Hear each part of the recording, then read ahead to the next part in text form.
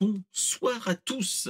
Ce soir, dans ce Brainstorm Geek, de qu'est-ce qu'on va parler? On va parler principalement des actualités Marvel et DC, de Xbox et de Microsoft, et surtout d'Android 15. Allez, c'est parti mon kiki, on y va!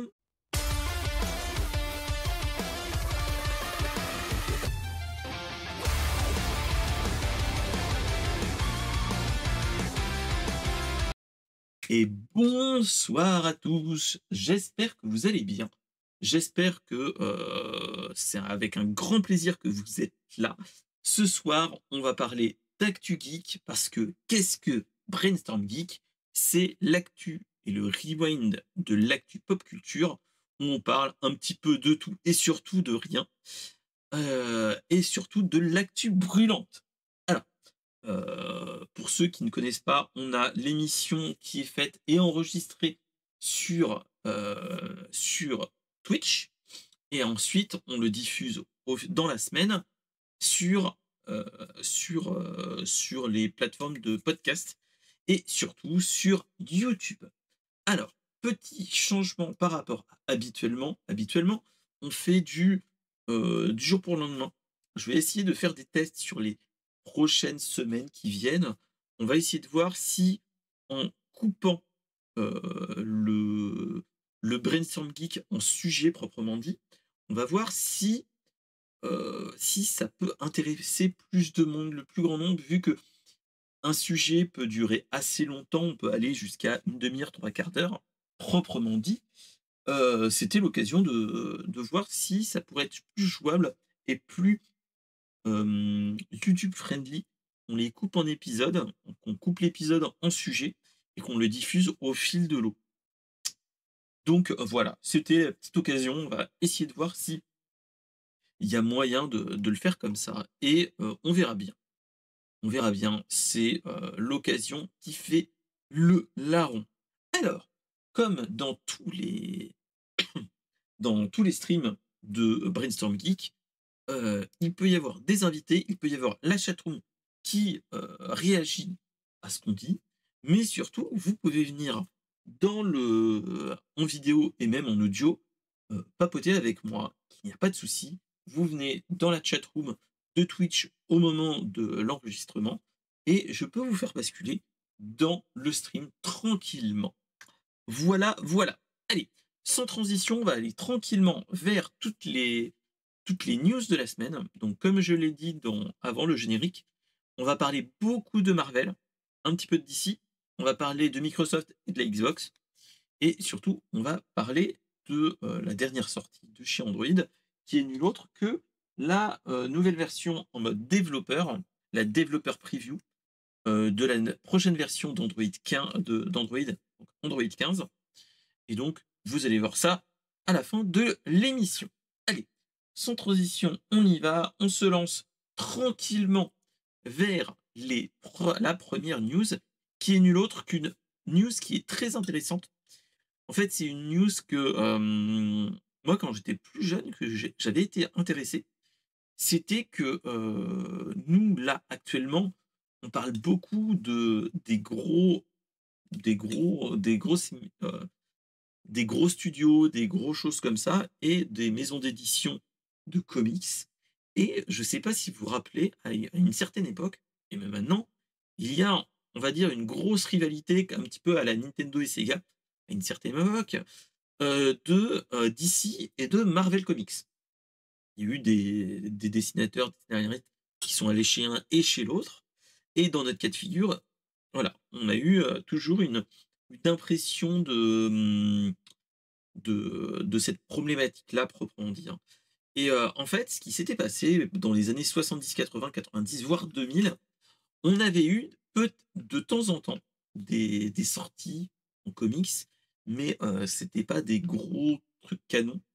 Et surtout, des fois, c'était avec dans une autre maison d'édition tierce. C'était en fait on avait quelque chose qui s'appelait un crossover, qui s'appelait DC Marvel ou DC versus Marvel. Et en fait, on appelait ça l'âge de l'amalgame. Alors, qu'est-ce que c'est que ça? En fait, c'est que entre 76 et 2000, on a eu des crossovers proprement dit qui n'étaient pas canons, hein, faut pas se leurrer. On avait des choses du type, il y avait un lien, enfin, il y avait un, il y avait un «croisement» entre guillemets entre Captain America et Batman, Batman et Daredevil, Batman et le Punisher par exemple. On avait Batman et Spider-Man, on avait Green Lantern et le si et le Surfeur d'argent ou Iron Man. On avait plein de choses comme ça, ou les combats du type, l'incroyable Hulk contre Superman et plein d'autres choses comme ça. Il y avait eu aussi des cas de figure où on avait eu des «croisements» entre guillemets, des crossovers entre les Avengers et la Justice League of America et donc voilà. Et en fait, ça s'est fait entre ce milieu des années 70 et début 2000. Début 2000, 2000-2001. Et en fait, ce qui se passe, c'est que même moi, j'ai déjà entendu parler de ces crossovers, mais c'est quand même assez de niche. Le grand public ne s'y connaît pas à ce niveau-là. Et en fait, ce qu'ils sont en train de faire là, prochainement pour cet été, il y a eu une confirmation qui dit qu'il va y avoir des omnibus qui vont retracer, retracer tous ces crossovers qui datent du début des années 70 jusque en 2000 avec, avec les différents comics. Donc chose qui, moi, je trouve plutôt intéressant parce qu'on a des trucs qui peuvent être plutôt intéressants. Ils annoncent des choses comme Captain America et cetera, mais aussi on a dans l'âge de l'amalgame des, des titres du type Bruce Wayne qui est en fait un agent du Shield. On peut avoir aussi des choses du type, le Docteur Fate fusionne avec Doctor Strange. On peut avoir Superboy qui se fusionne avec Spider-Man, donc ça fait Spider-Boy. On a Lobo qui fusionne avec Howard the Duck. On a plein de cas de figure comme ça, donc totalement déjanté, plutôt intéressant. Et donc c'était le cas de figure que moi personnellement, moi c'est ça qui me donne un petit peu, qui me donne envie de les lire, au moins d'essayer de trouver l'omnibus, parce que ça va être un ou 2 omnibus où tu vas avoir tous les ouvrages d'ici Marvel, chose qui est quand même assez rare. On en entend très peu parler, moi je trouve, et c'est vraiment une occasion de voir ce type de cas de figure, de voir un Spider-Man qui combat aux côtés du Superman. C'est, des choses que, on s'attend pas, clairement. Et là, on est clairement dans ce cas de figure. C'est une chose que moi je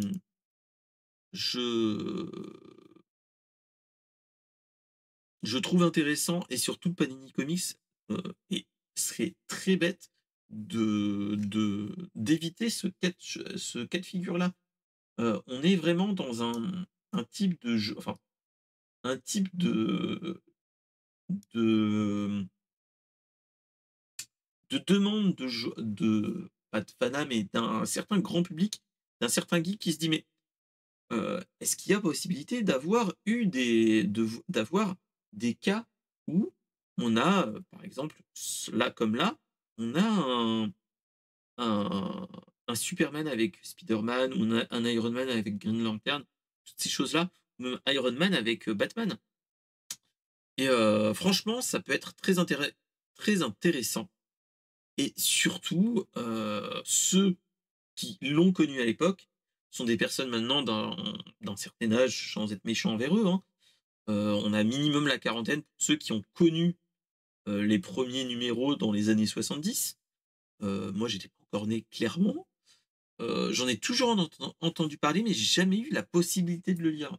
Donc c'est vraiment ce cas de figure-là qui donne envie et où tu te dis: «Ah, il y a peut-être quelque chose à voir à ce niveau-là, ça peut être très bon».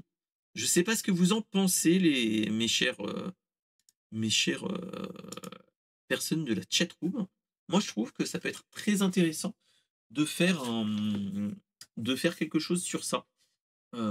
Et donc là, on est clairement dans ce jeu, dans les les rêves de certains fans qu'on pourrait avoir à dire: «Oui, quel est le meilleur entre Hulk et Superman?» Là, on aurait la réponse. Après, faut pas se leurrer, souvent quand c'est DC et Marvel qui le font, faut juste regarder qui est vraiment l'éditeur proprement dit et on voit, vers quel pan on va. Des fois, on peut avoir on a eu des numéros spéciaux où on avait, par exemple, Galactus versus Darkseid, donc Darkseid DC, Galactus Marvel et tu sais pertinemment que Galactus théoriquement est le plus puissant, même si, l'idée de base est assez proche entre Galactus et Darkseid. Mais, on est quand même un petit biais en disant: «Bon, c'est quand même DC qui l'édite. Bon, ça serait pas mal que Darkseid gagne, gagne le combat». Donc voilà. Donc en tout cas, c'est vraiment intéressant de voir ça. Qui vivra verra du format parce que souvent, c'est soit les gros omnibus énormes qui coûtent une blinde, soit des petits fascicules qu'on a, au fil de l'eau. Donc franchement, ça peut être très intéressant. Ils nous ont pas annoncé tous les numéros qu'ils voulaient éditer, et donc je pense qu'il y aura quand même certains fascicules qu'on a vus à l'époque qui ne seront pas présents et que ça sera un petit peu «Bon, si ça marche, on vous le ressortirait comme ça, allez hop, hop, hop, ni vu ni connu, je vous en remets un petit peu plus». Voilà, et on est clairement là-dedans. Donc qui vivra verra, on verra bien ce qu'il en est et bah, ça pourrait être l'occasion. Voilà. Allez, sans transition, on va passer sur la deuxième news et la deuxième news heu, est plutôt bon. Pour ceux qui vivaient dans une grotte dans les années 90 et qui étaient fans de Marvel, il y avait une série qui a eu un qui a marqué les époques. Il y a celle de Spider-Man en 3D.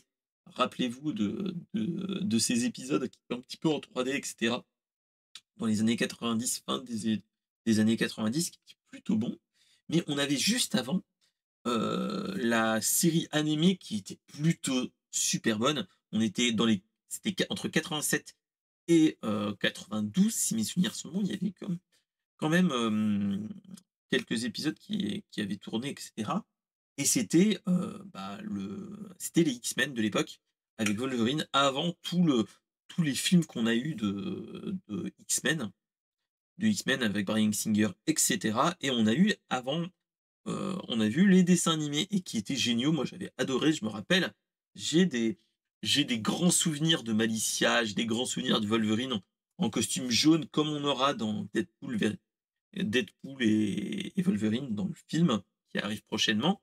Là, c'était vraiment l'inspiration et cetera et franchement, et ce dessin animé pour les trentenaires un petit peu trentenaire, quarantenaire, il y a quand même des souvenirs de cette série. Moi, j'en ai, bizarrement. Je pense que c'est du fait que j'ai un frère qui est né en 84, qu'on a dû le voir, que mon père était Strange et compagnie, donc avait acheté des Strange quand il était plus jeune, et cetera. Donc, je pense qu'il y a tout ça qui fait que, mais voilà. En tout cas, le truc qui est génial, c'est que Disney+, dans sa grande bonté, comme je dirais, hein, c'est qu'ils nous ont fait un petit truc, c'est que, en fait, ils nous ont, proposé que, ils vont faire une suite de ce dessin animé et ça reviendrait dans les années 90. Ça serait X-Men 1997 où, ça serait après la fin du dessin animé, des années 80-90 et en fait, qui serait en fait, comment dire? Une suite directe après la mort du professeur X, où Cyclope reprend le flambeau et que on a nos personnages qui reviennent. Après ce qu'il faut se dire, c'est que heureusement ou malheureusement aussi, hein, c'est que,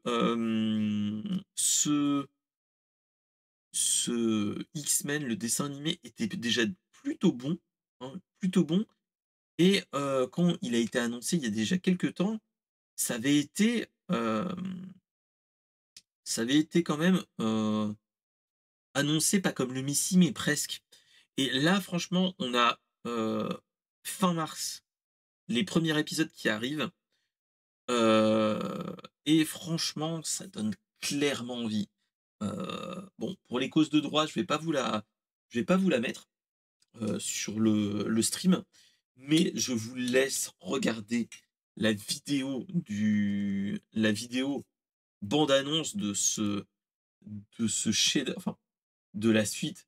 Moi, j'ai envie d'une chose de vous dire, c'est, moi je reprends Disney+ et en avant-gagant. Là, franchement, c'est la pas la meilleure, mais l'une des meilleures équipes qui est géniale. Avec, rappelez-vous, je sais pas si vous vous rappeliez, avec Tornade, les cheveux longs, là, ils ont changé ils ont changé sa «coiffure» entre guillemets. On a Gambit, on a Malicia, avec les mèches blanches, si vous vous rappelez. Wolverine, on a, ah! J'allais dire Docteur Banner, mais non.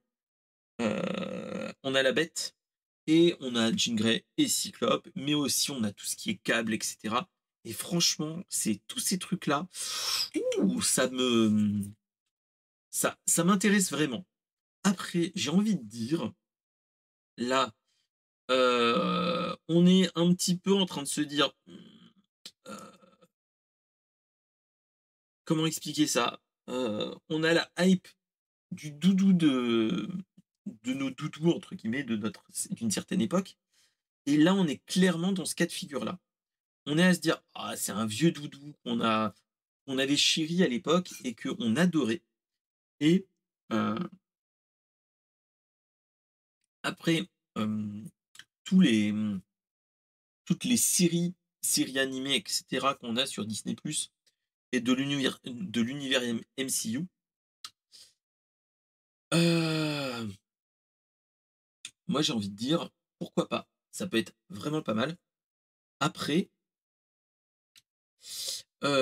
après la hype, après la redescente de la hype à se dire: «Oh la vache! C'était génial à l'époque» et cetera. Là, tu te dis: Hem, est-ce qu'ils font pas ça pour la thune? La réponse est oui, clairement. Moi maintenant, j'ai envie de me dire: «Bon, calme-toi déjà, hein, monsieur Mister SP, hein, et d'abord, on va essayer de voir quelque chose, c'est, l'animation est plutôt bonne, les combats est plutôt bon, mais après quand vous regardez tous les dessins animés qu'on a eu sur Disney+, tirés de séries et cetera, à part DuckTales, la bande à Picsou, mais qui date d'il y a déjà quelques années, qui était génial. Le What If qui était très bon. La suite de Rebelle, voilà. J'ai envie de me dire, bon, faut leur lécher la chance que, mais dans l'absolu, là, après avoir vu la bande-annonce, j'étais très hype. Maintenant, je me dis, bon, est-ce que ça serait pas plutôt une bonne idée de faire autre chose que ça? Je m'explique. Euh, le, le, cette série animée a été quand même fondatrice pour les plus vieux d'entre nous et le premier pas vers l'univers Marvel et l'univers X-Men. Avec la musique tadadadadada, tadadadadadam, tadadadadadam, padam. Et en fait, ce qu'il faut se dire, c'est que ça a été fondateur pour nous, ok. Mais est-ce que c'est pas une mauvaise idée de nous détruire ce doudou? Ça, c'est ce que je me pose réellement. Parce que, je sais pas si vous, comme vos parents ou des amis, est-ce que vous trouvez pas que, maintenant, vu que les remakes, reboots et cetera marchent, est-ce qu'on n'est pas en train de trop tirer sur la corde? Parce que franchement, là, on en est clairement là. On est là à dire: «Bon, qu'est-ce qui marchait dans l'univers de Marvel?» À l'époque, il y avait Spider-Man, bon ça marche toujours, on l'a étiré, étiré, étiré, on a fait des reboots, des soft reboots, la version Ultimate qui remarche, la version tout ça, tout ça. Est-ce que ça vaut vraiment le coup? C'est comme là ce qu'ils nous font avec le Spider-Verse entre guillemets, du côté de chez Sony. Ils ont essayé de faire Morbius qui était plutôt bon dans l'univers. Là, ils nous font quelque chose qui est voilà, hein, j'ai envie de vous dire, est-ce que c'est vraiment bon? Je ne sais pas. Venom, voilà, on va pas épiloguer. Madame Web, au premier retour, c'est totalement à chier. Voilà, est-ce que ça serait pas l'occasion de déjà, en fait, c'est qu'ils utilisent le Spider-Verse, pour pas que Marvel récupère les droits, parce que ça avait été vendu au moment, fin des années 90, début 2000. Marvel Comics était tellement dans la merde au niveau financier qu'ils donnaient leur licence à qui le voulait et qui donnait le plus d'argent pour pouvoir être sauvés. Maintenant, Disney a racheté Marvel, ils sont un petit peu pas dans la problématique de se dire, «Bon, il nous faut des sous». Voilà, ils ont besoin d'argent comme toujours, mais ils sont un petit peu moins dans la difficulté. Et c'est ça qui est un petit peu malheureux. Là, on est clairement dans ce cas de figure-là. Et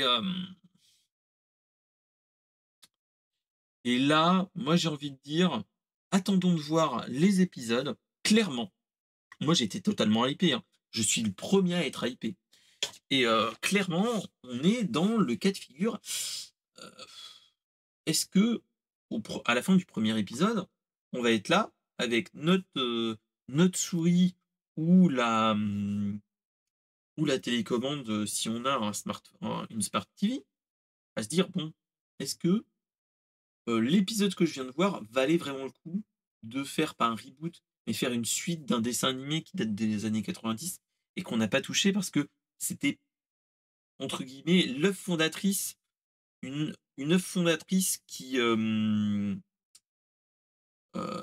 œuvre fondatrice pour une génération. Parce que rappelez-vous, c'était l'équipe de, Jim Lee de l'époque avec, bon, les muscles un petit peu trop, développés comme dirait l'autre, mais voilà et l'une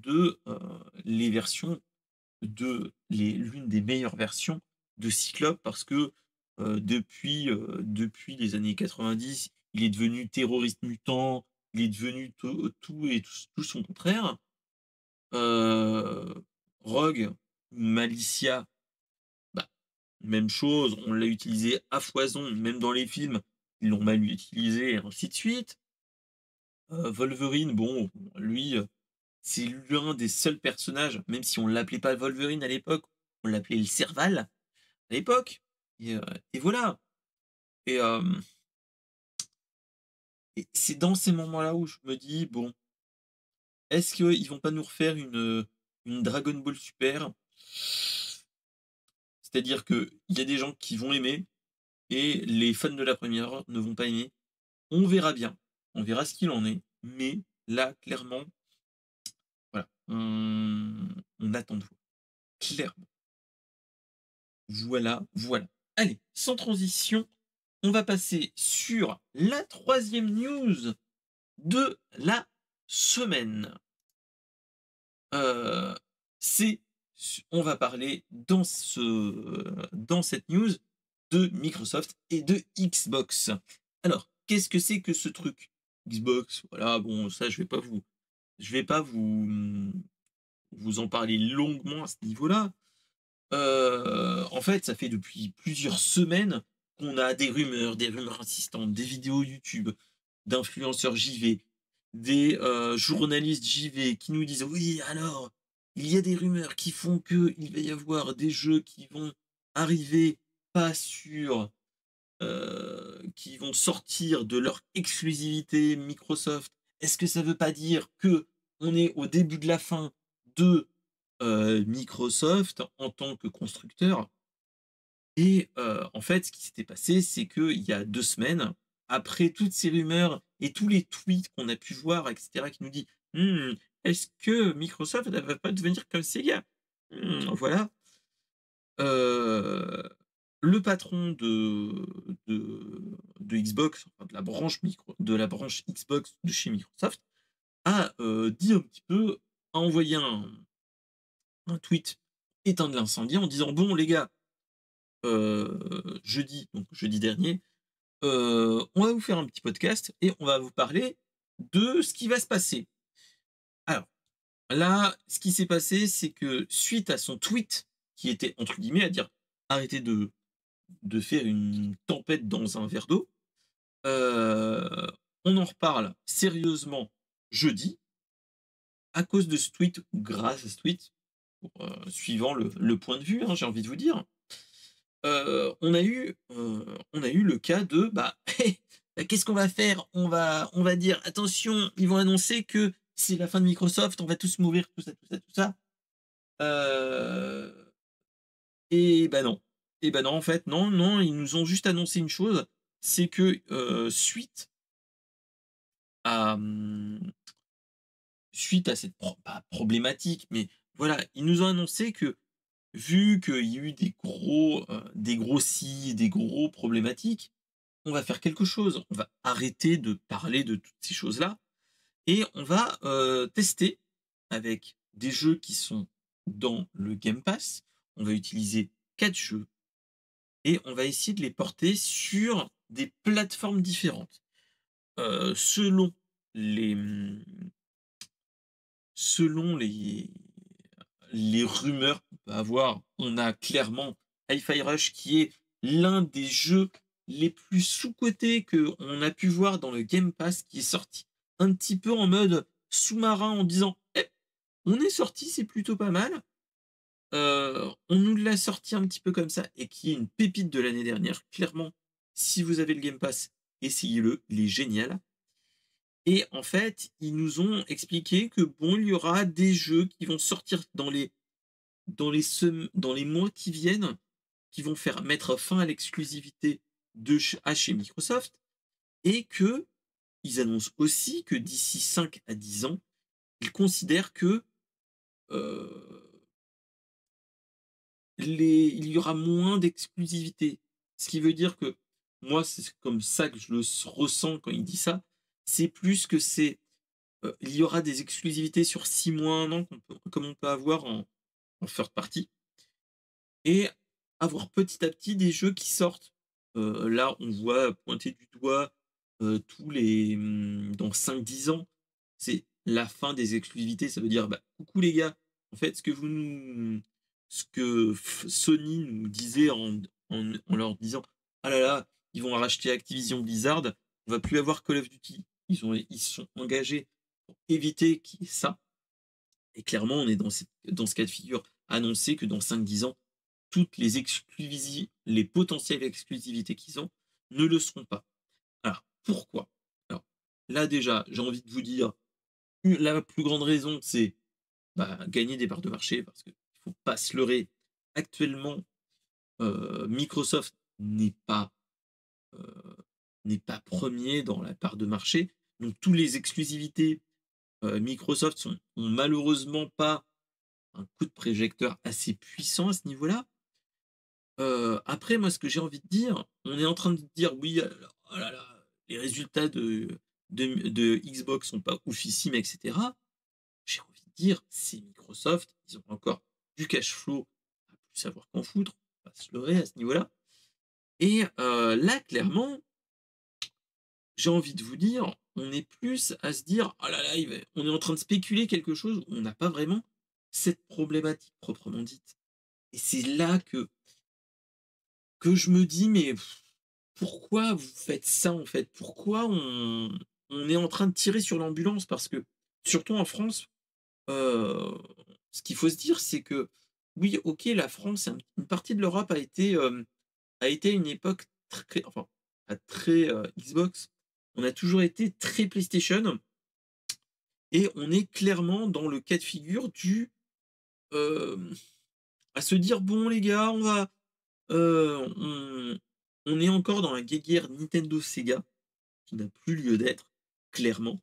Parce que clairement, là, on n'est plus dans une concurrence à 2, on est sur une concurrence à 3, voire à 4. Et je vais m'expliquer quand je dis ça. Parce que en fait, quand on est une concurrence à 3, on peut parler de Nintendo, même si Nintendo fait à part un petit peu jeu à part, mais qui bouffe une part de marché énorme, faut pas se leurrer, hein. Là, clairement, on est dans une problématique qui n'a pas lieu d'être clairement et qui n'a pas lieu d'être avec tout ce qu'on ne peut entendre au niveau, articles et cetera. L'un comme l'autre, la période post-Covid a été très compliquée. Au moment du Covid, ça a été très compliqué et moi je ressens ça. C'est qu'ils sont en train de se dire: «Ouais, on pensait que après le Covid, on serait toujours dans heu, sur l'augmentation possible, avoir toujours autant de gains, voire plus».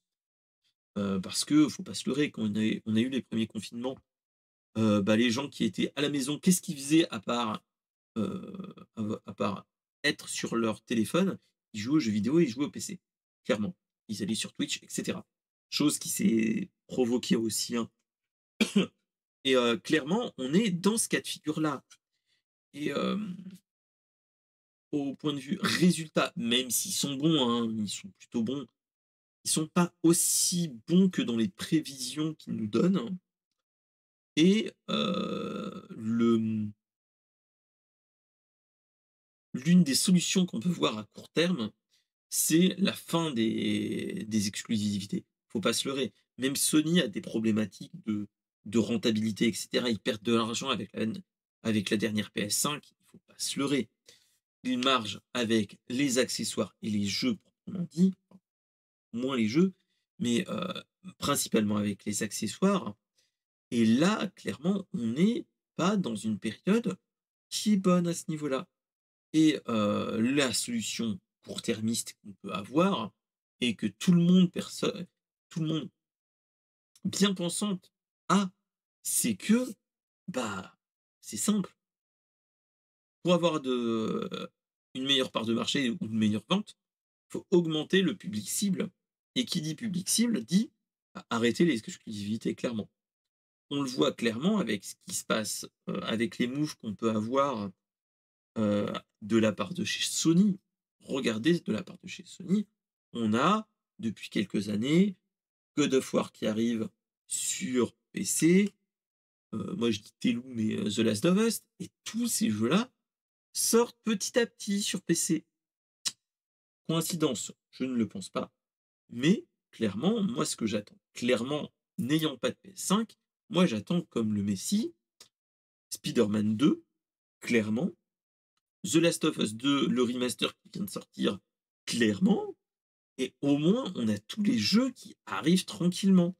Et j'ai envie de dire, les plus grands gagnants, c'est pas, c'est pas, c'est pas Xbox, c'est pas PlayStation avec la PlayStation 5 et la Xbox One X.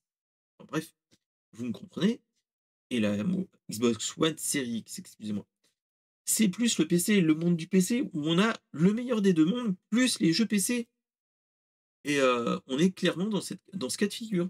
Donc voilà et là, clairement, ces annonces sont plutôt dans ce sens-là, de se dire: «Ah, on n'a pas les meilleurs revenus qu'on pensait avoir» et ils sont en train d'ouvrir en testant avec des jeux qui sont plus, plus accessibles de l'autre côté, type un Sea of Thieves pour être logique, un Hi-Fi Rush qui est pas un triple A, un petit jeu, mais qui mange pas de pain et qui est très bon et qui est novateur dans ce qu'il fait, ça pourrait être un truc, plutôt bon. Ensuite, qu'est-ce qu'ils nous ont annoncé d'autre? Ils nous ont annoncé, bon, le crossplay, cross save, OK, ça, pas de souci. Et maintenant, après que, Activision Blizzard ait bien entériné que ça fait partie de Microsoft maintenant et du groupe, il y a eu, bon, malheureusement, des des licenciements un petit peu comme dans tous les studios, ce qui est malheureux et comme je le dis, on est dans ce cas de figure où, heu, depuis le covid, on avait augmenté les effectifs et cetera en disant: «On sera toujours dans la croissance continue» et cetera. Bah, force est de constater, maintenant le covid est «assez» entre guillemets, on n'a plus de confinement et le public joueur redevient normal, j'ai envie de dire et on est clairement dans ce cas de figure-là. On est dans ce cas de figure-là. Donc voilà et ce qui se passe, c'est qu'ils nous ont annoncé après, heu, après, cet entérinement de Activision Blizzard, ils viennent d'annoncer que fin mars, le 28 mars prochain, on aura Diablo 4 qui sortira. Alors là, c'est, le joueur, Diablo 4 Diablo 2 de base et Diablo 1 parce que j'avais joué à l'époque à Diablo, qui me fait mal, c'est que, moi j'ai acheté Diablo 4 à l'époque, cet été. J'étais super content de l'avoir et cetera. J'étais super content d'y jouer et je me rends compte que je l'ai terminé, je ne fais pas les failles et cetera. Je ne fais que le mode histoire et clairement, bah, j'y ai joué cet été, c'est tout et j'y ai pas retouché et ça, c'est un petit peu un petit pincement au cœur parce que je sais que je pourrais y jouer très longtemps et les refaire et faire les failles et continuer et ainsi de suite. Il y a tellement de choses à faire, mais voilà, après tu te dis: «Bon, OK, on aura ça». Est-ce qu'ils nous diront: «Bon, OK les gars, il y a le Diablo 4 qui sort, attendez jusqu'à l'extension qui devrait arriver» et bah, ça va arriver et ce qu'il faut se dire, c'est quelque chose de bon et moins bon pour les concurrents. C'est que là, ce qui se passe, c'est qu'on va aussi avoir autre chose, c'est que, il y a de fortes chances que les Call of Duty et compagnie, arrivent petit à petit sur le Game Pass et moi, ce que j'attends et ce que j'ai dit hier, dans un cercueil, c'est moi, ce que j'attends clairement dans le Game Pass, c'est qu'ils nous ressortent tous les toutes les pépites, les toutes petites pépites, les vieux jeux, Blizzard, comme les Blizzard classiques avec Rock'n'Roll Racing et les The Lost Vikings qui étaient géniaux aussi à l'époque et donc voilà. Et dernier point qu'on a pu avoir dans le podcast proprement dit, c'est que, Sarah Bond, une des pontes de Xbox, nous a annoncé qu'il y a des choses qui arrivent cette année et plus tard dans l'année, comme par exemple comme le comme pour dévoiler par exemple une nouvelle Xbox qui serait un bond en avant. Voilà. Après, on en a déjà entendu parler qu'il y avait des leaks petit à petit qui arrivent de temps en temps. Donc, faut pas se leurrer, on est dans ce cas de figure-là, clairement. Clairement, clairement. Donc voilà. Heu, Qu'elle vienne du courant, on attend de voir les jeux qui arrivent, mais ça peut être très intéressant. Heu, Après ce qu'il faut se dire, c'est ils vont pas nous sortir des jeux qui viennent de nous annoncer, type, le dernier Indiana Jones et compagnie. Il y a de fortes chances qu'on a que Diablo rejoigne tout ce qui est Minecraft, Overwatch aussi et tous ces jeux-là qui vont arriver petit à petit. Hem Et donc voilà. Comme je disais aussi tout à l'heure, hem, on voit que c'est la fin des exclusivités. Après ce qu'il faut se dire, c'est que on a de plus en plus aussi des jeux dont l'éditeur fait partie de Xbox, enfin de Microsoft, et qui sortent petit à petit sur Steam. Est-ce qu'il y a quelque chose? Est-ce qu'il y a un lien? Voilà. On attend de voir. Donc, en tout cas, moi, ça me donne envie. On va voir comment ça va se passer. Mais, est-ce que ça va faire le résultat escompté? On verra bien. Donc voilà, c'était vraiment la news Xbox qui pouvait être très intéressant. Mais j'ai envie de vous dire, mais est-ce qu'on l'attend réellement? C'est clairement ça. On est clairement dans ce cas de figure-là. Si on a les joueurs Xbox, ou même PCistes, qui sont intéressés, bon, on a déjà le Game Pass. C'est plus les gens qui ont plus une PlayStation qui seraient plus intéressés. Et clairement, Hi-Fi Rush et imaginons, Sea of Thieves, franchement, on est dans des cas de figure qui peuvent être très intéressants. Donc voilà. Allez, sans transition, on va passer sur la 4e news et la dernière news Marvel sur les 5, hein, c'est l'arrivée et l'annonce de du film des 4 Fantastiques. Il avait été annoncé il y a déjà très longtemps. Et donc voilà, et on a enfin des petites images qui sont sorties le mercredi dernier, au moment de la Saint-Valentin. On nous a montré une petite image dans les réseaux sociaux et donc Twitter, qu'on avait une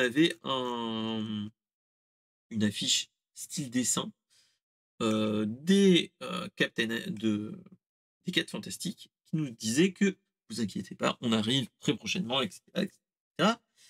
Et Heu et donc ça a aussi dévoilé quelque chose. Ça a dévoilé les acteurs des 4 Fantastiques. Hem, on a pour Monsieur Fantastique, le Mandalorien, aka Joel, aka Pedro Pascal, qui est très heureux d'arriver et cetera, donc voilà. Hem, j'attends de voir personnellement ce qu'il en est, mais c'est un bon acteur. Faut pas se leurrer, il a été très bon à ce niveau-là. On l'a vu sur Wonder Woman 1984, si mes souvenirs sont bons. Là, il arrive chez Marvel, pourquoi pas? Après, il était chez Disney, hein. Faut pas se leurrer avec Star Wars, c'est la même maison, faut pas se leurrer, hein, clairement. Après, pour Madame Fantastique, on a, Aka, la fameuse visible. On nous a annoncé que l'actrice était, Madame Vanessa Kirby. Alors, je m'étais posé la question, mais je pense qu'il y a aucun lien parenté avec Jack Kirby. C'est, Vanessa Kirby, qu'on a vu dans The Crown, Napoléon, un Fast and Furious et l'un des derniers, Mission Impossible. Petit rappel, Monsieur Fantastique, l'homme élastique, la femme invisible, elle devient invisible et crée des champs de force. Voilà. C'est son premier blockbuster, donc j'attends de voir ce qu'il en est, mais ça peut être très intéressant à voir. Ensuite, ce qu'on a comme annonce, c'est que, Johnny Storm, aka notre cher, La Torche Humaine, on a l'acteur qui s'appelle Joseph Quinn. Alors Joseph Quinn, moi quand on me l'a annoncé, je me suis dit: «Ouais, je vois pas trop qui c'est» et quand je vous montre cette image-là, rappelez-vous, c'est notre cher rocker, joueur de JDR, dans Stranger Things, donc pourquoi pas. Après, ce qu'il faut se dire, c'est que Johnny Storm, lien de parenté dans les 4 Fantastiques, c'est le frère de la femme invisible. Donc, lui, moi, franchement, c'est un acteur que je trouve super bon dans ce qu'il fait. Donc, pourquoi pas? Il peut faire un très bon Johnny Storm. Rappelez-vous, on a eu d'autres personnes qui ont été enfin, qui ont fait le personnage de Johnny Storm, c'était très bien. Donc voilà. Et ensuite, nous avons enfin le nom de la chose, dans,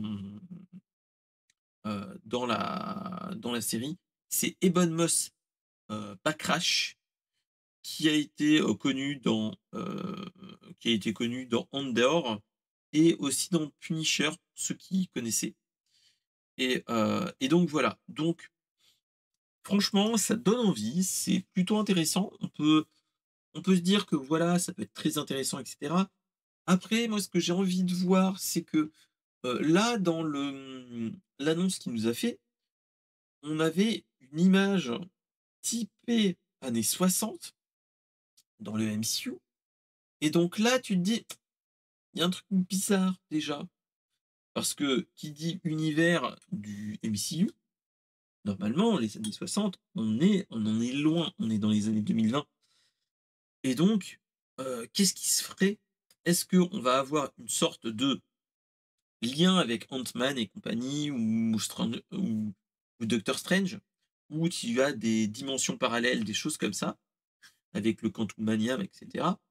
Est-ce que ils vont pas nous faire un petit plot twist en disant: «Voilà, dans les années 60», parce que faut pas se leurrer, dans les années 60, si on fait un pataquès années 60, ça veut dire que ça sera un film qui commencerait dans les années 60 et est-ce qu'ils vont faire le parti pris de nous faire un Captain America en mode: «Je fais un film type années 60» et que aux 2 tiers, voire la fin du film, ils vont dans une dimension parallèle, la dimension négative, rappelez-vous.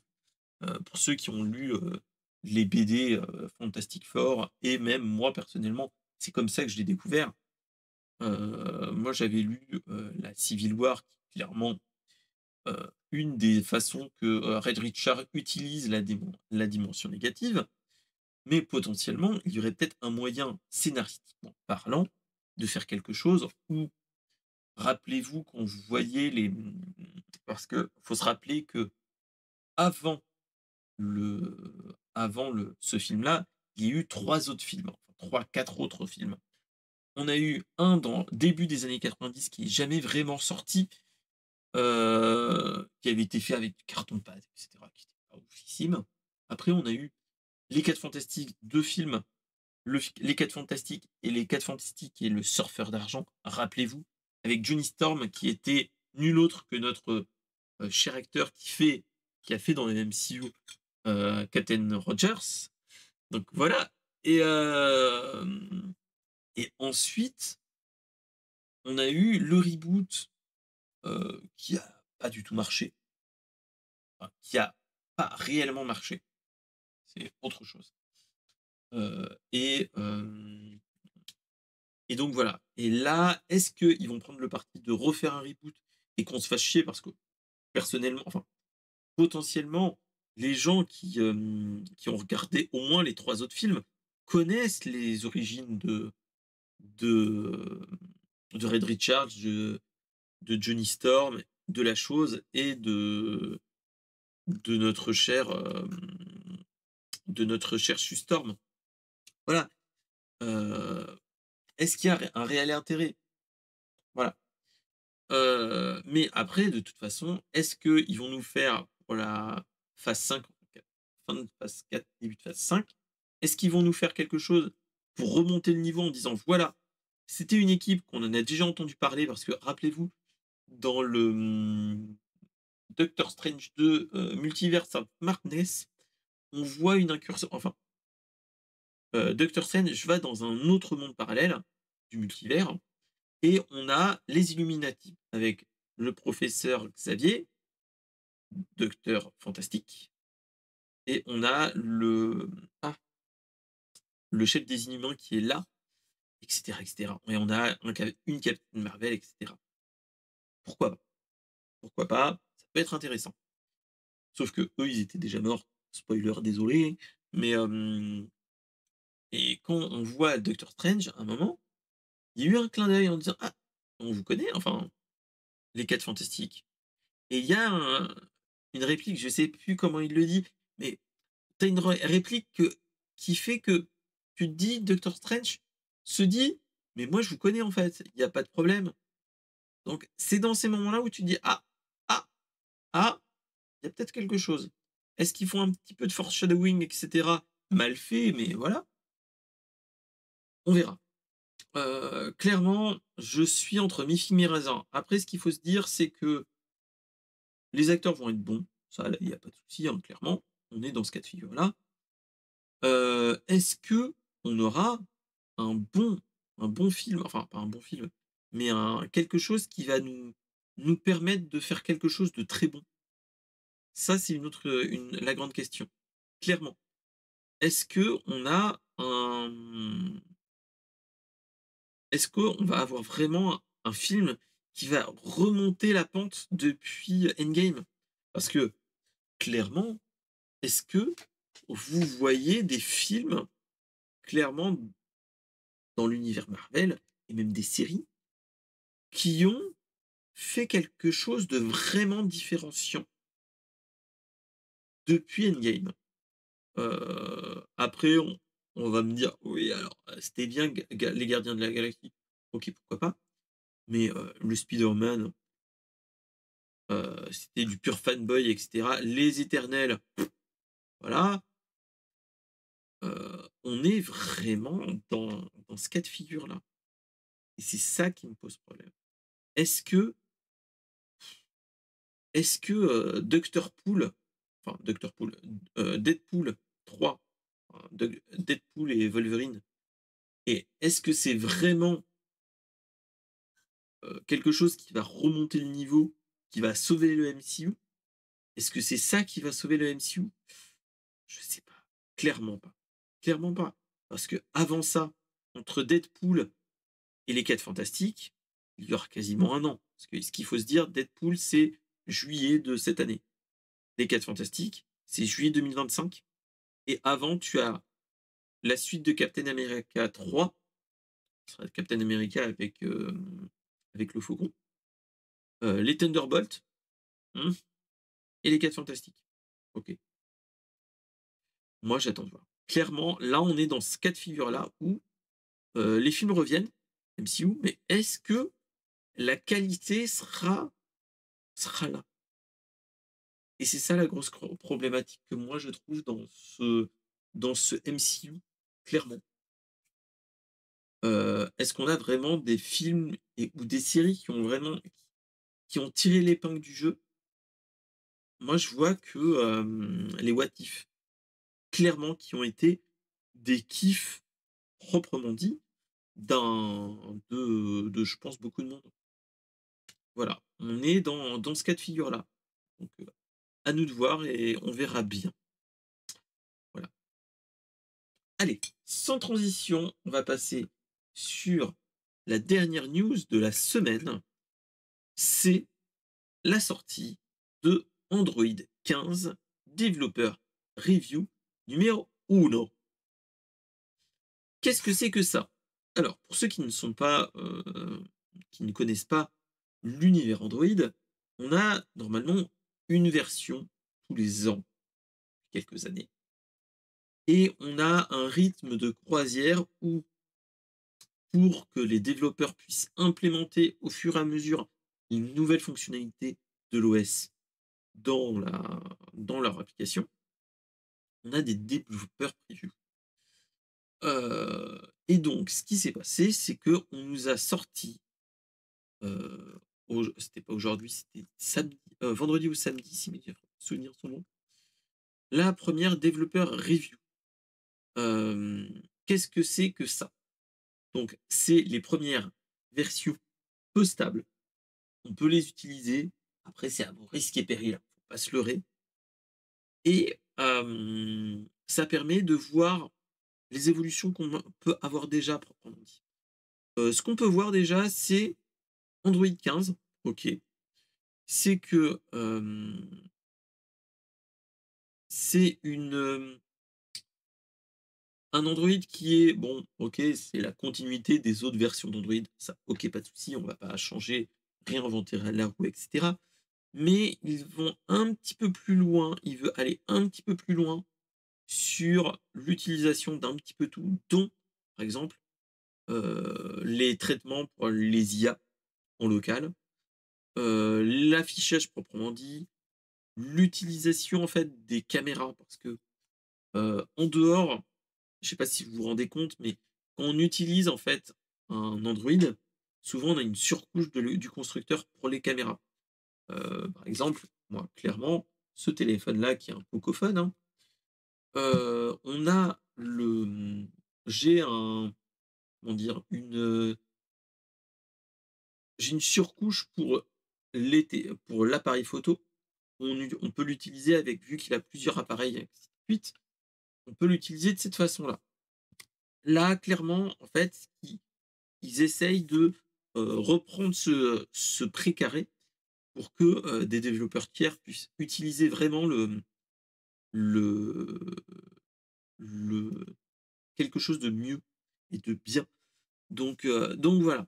Après, ce qui s'est passé, ils nous ont aussi annoncé que bon, de toute façon, faut pas se leurrer, on va monter en gamme, ça, pas de problème. Ils nous donnent aussi des choses qui nous démontrent qu'ils sont en train de travailler sur tout ce qui est smartphone pliant, chose qui n'était pas vraiment le cas, où on l'utilisait vraiment sporadiquement. Là, ils essayent de plus en plus généraliser à ce niveau-là. Et surtout, en fait, heu, ils nous annoncent un quelque chose aussi sur la confidentialité et la sécurité de l'utilisateur. Qu'est-ce que c'est que ça? Alors, ils vont essayer de faire quelque chose, c'est une extension qu'on utilise en fait, qui permet de faire une sorte de sandbox. Qu'est-ce qu'un sandbox? C'est un bac à sable. C'est-à-dire que, ça permettra en fait d'améliorer la confidentialité de l'utilisateur, tout en ayant toujours de la pub, hein, parce qu'il ne faut pas se leurrer. Android est un moyen, est un vecteur de publicité pour Google, et plus on a d'appareils Android, plus ils ont de parts de marché à ce niveau-là. Et donc, voilà. Ensuite, ils nous ont annoncé que tout ce qui est biométrique sera vraiment, protégé encore plus que maintenant, pour éviter tout ce qui est leak ou autre. Ils nous ont parlé aussi de faire des liens entre, enfin, d'utiliser une plateforme plus sécurisée aussi pour tout ce qui est données de santé. Parce qu'il ne faut pas se leurrer, maintenant avec, nos téléphones, nos montres connectées et ainsi de suite, le téléphone est aussi un endroit où il peut y avoir des risques problématiques de, de fuite de données, dont la santé proprement dit. Et donc on verra bien ce qu'il en est, et bon, n'étant pas développeurs, ils nous annoncent juste que, voilà, ils vont essayer de sécuriser tout en laissant possible et le d'utiliser ces données de fitness en local. Après, toutes ces informations-là, il y a de fortes chances qu'on le verra aussi, heu, au moment du Google I/O qui est souvent vers, fin avril, entre fin et mi-mai, fin avril et mi-mai à peu près. Donc il y a des choses à voir à ce niveau-là. Proprement dit, ça peut être très intéressant. Après, ce qu'il faut se dire, on est sur la première version d'une développeur preview. Il peut y avoir de nouvelles fonctionnalités qui vont arriver au fur et à mesure et des bugs qui vont être enlevés par rapport à la version finale. Ce qu'il faut se dire, c'est qu'on est au tout début du cheminement, des développeurs preview et des «bêtas» entre guillemets. Souvent, ce qui se passe, c'est que quand tu as les développeurs preview, tu en as environ 2 ou 3, si mes souvenirs sont bons, un tous les mois ou tous les 2 mois. Et en fait, ensuite, tu as les «bêtas» entre guillemets, hein, qui sont et après, qui nous emmènent jusqu'au début de l'été et après du mois de juin, juillet jusqu'à octobre, tu es sur sur les dernières versions bêta qui sont clairement super stables et qui sont proches de la version finale qu'on aura sur les téléphones. Voilà. Après, ce qu'il faut se dire, c'est que tous ces développeurs preview ne sont pas, hem, ne sont pas encore dans, ne sont pas diffusés à plein d'appareils. Principalement, il faut pas se leurrer, c'est si vous voulez l'utiliser, essayez déjà, d'aller sur des appareils type les Google Pixel. Le premier Google Pixel 6 supporte les développeurs preview et on peut aller jusqu'au 8. Dans l'absolu, moi personnellement, si vous l'utilisez, c'est pour une utilisation de tous les jours, je ne vous conseille pas d'y aller. Là, c'est des trucs qui sont plus pour une utilisation type, type développeur, voir comment on utilise, comment on peut l'appliquer, comment on peut transposer l'application sur les nouvelles plateformes et ainsi de suite. Est-ce qu'il va y avoir des bugs, etc. Clairement, on est clairement dans ce cas-là. Là, je vous dirais d'attendre les fins de l'été pour essayer de bidouiller, essayer de regarder. Même moi qui a un passif de bidouilleur avec mes anciens téléphones, je vous dirais attendez un petit peu, vous allez essuyer des plâtres. Même si ça peut être stable, il peut y avoir des utilisations qu'on peut avoir qui ne sont pas encore implémentées et inversement. Et surtout, ce qu'il faut se dire, c'est si mes souvenirs sont bons, c'est que les premiers développeurs review, il faut que tu formates tout ton téléphone. Donc attention, si tu fais ça, tu vas perdre tes données qui sont dans votre téléphone. Voilà. On est clairement ça. Donc advienne que pourra, on aura, je pense, de plus en plus d'informations avec les différentes versions bêta et des différentes développeurs review. Mais ça augure du bon. On verra ce que notre cher Marc à la pomme aura à répondre sur cette nouvelle version d'Android. On verra bien. Allez, voilà. Allez, on est sur la fin de l'émission. J'ai envie de vous dire merci à tous ceux qui étaient là depuis le début du stream. En tout cas, merci beaucoup. Merci Mister Rashquit. Merci mon cher Lens d'être passé. Merci Tata Caro qui était dans le coin et tous ceux qui étaient en lurk. Je vous vois, vous inquiétez pas. Mais voilà. En tout cas, moi je vous dis, en tout cas, c'était un grand plaisir de vous le faire. C'était pas une émission comme on peut avoir de temps en temps avec l'ami Linz Carter ou avec d'autres personnes. J'espère pouvoir le faire prochainement avec des invités. Pour ceux qui veulent faire une émission avec moi, déjà prévue, venez me voir sur le Discord. Il n'y a pas de souci. Je ne vais pas vous manger. Pas de problème. Et venez me voir. Voilà. En tout cas, moi j'ai envie de vous dire merci à tous d'être venus. Alors, qu'est-ce qui va se passer dans les semaines qui viennent? Aujourd'hui, on va faire pas grand-chose. On va arrêter. Moi, je vais partir sur le montage, tout ça bien comme d'habitude. Et dans les semaines qui vont venir, il va y avoir une émission, je pense, un stream le samedi soir en live, en mode chill. On va faire du multi, tranquillou. On va pas faire de popote parce que vacances, hein, et qui dit vacances, dit bon, on va essayer de profiter, on va pas essayer de faire trop de popote. Vu que j'ai envie aussi de profiter des enfants, de la vie et de faire du bricolage, etc. Donc voilà, je pense qu'on va se faire ça et le Popote and Papote reviendra la semaine prochaine. Et en tout cas, Brainstorming Geek revient son épisode 65 la semaine prochaine, lundi.